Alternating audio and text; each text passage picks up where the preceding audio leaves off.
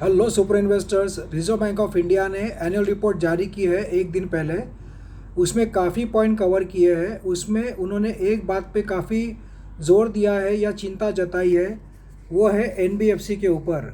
Non banking financial companies जो है उनके बारे में रिजर्व बैंक ने चिंता जताई है कि NBFCs are potential threat to the stability of the economy.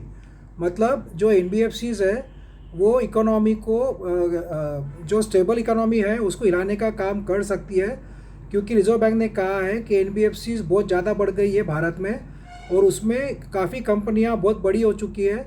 और उसमें से करीब करीब 1 डज़न मतलब अराउंड 12 से 15 कंपनियां ऐसी है कि जिनकी बैलेंस शीट बहुत ही ज़्यादा बढ़ चुकी है, जैसे कि बैंक के बराबर ही उनके कंपनी का वॉल्यूम हो चुका है।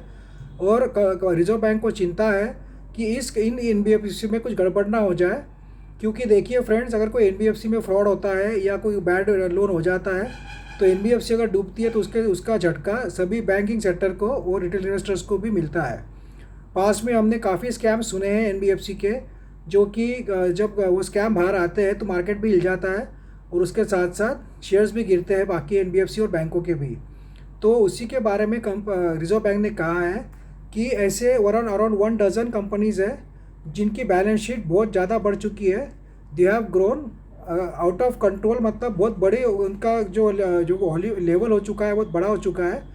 तो रिजर्व बैंक कोशिश ये करेगी आने वाले दिनों में कि एनबीएफसी के रूल्स ऐसे बनाएंगे जिससे उनका जो उनके रूल्स और कानून है, जो लीगल प्रोसीजर्स है, वो एट पार हो जाए बैंक्स के साथ में। क्योंकि बैंक के बराबरी के उनकी साइज़ हो चुकी है कुछ कुछ एनबीएफसीज़ की, बड़ी बड़ी एनबीएफसीज़ की, जो कि आगे जाके फ्यूचर में कोई फॉल होती है तो खतरा हो सकता है इकोनॉमी को, क्योंकि वो डूबती है तो उसके साथ में काफ़ी नुकसान होता है इन्वेस्टर्स को, लेंडर्स को। तो उसके कारण रिजर्व बैंक ने कहा है कि हम लोग ऐसे स्टेप्स उठाएंगे आने वाले दिनों में जिसमें एनबीएफसी पे और कड़े नियम लागू किए जाएंगे। तो फ्रेंड्स, एनबीएफसी की भी आप जानते हो काफ़ी एनबीएफसी स्टॉक मार्केट में लिस्टेड है। तो लेट्स होप कि ऐसी कोई फ्रॉड बाहर ना आए या कोई कंपनी का कोई जो स्कैम बाहर ना आए, उसके कारण हमें शेयर मार्केट में उसका इम्पैक्ट देखने को ना मिले।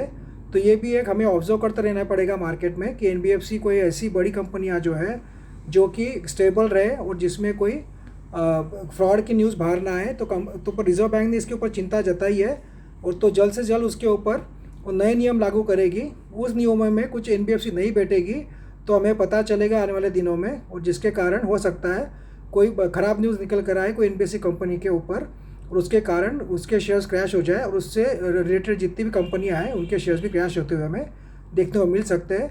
बट हमें अभी तो कोई ऐसा अपडेट नहीं है, बट हमें ऐसे न्यूज़ पर ध्यान रखते रहना चाहिए, क्योंकि छोटी मोटी न्यूज़ से भी काफ़ी मार्केट पे इम्पैक्ट होता है।